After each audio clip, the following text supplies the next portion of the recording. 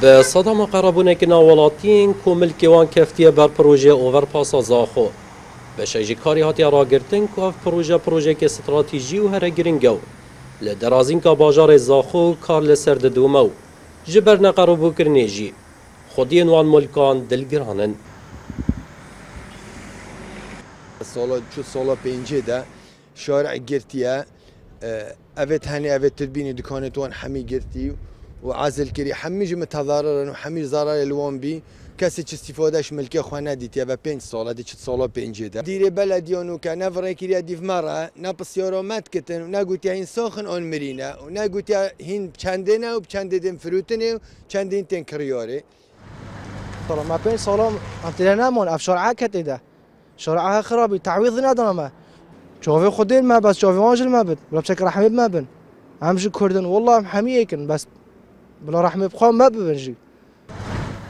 پشتی چندین جاران مپیوندی به باجروانی زاخو کری لی سروک باجروانی آماده نبو هیچ لی دوانه که بو این آرتی بدو سروک پروژه اوورپاس زاخو جی دبیجه که حکومتی لشونا پاران سگ به کمپانی داینو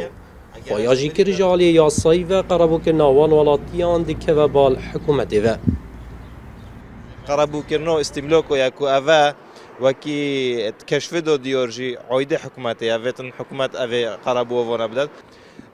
و قرار محکمه مبلغ 3 میلیارد و نزدیکی 3 میلیارد و 600 میلیون بویه هاتی ترخان کردن بس شیوه که کاش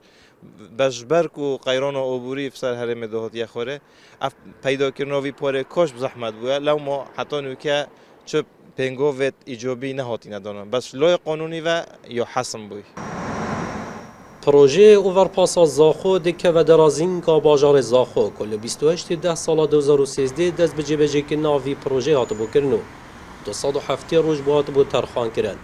لجبر خرشنک ناساکن کمپانی چندین جاران اف پروژات یا راگرتنو 87 صادیات انجام دانو پتری سالکیه دمی بدای آنینا پروژه در باز بویو بصادم قربونک نا خودین ملکان جی پتر جده صادی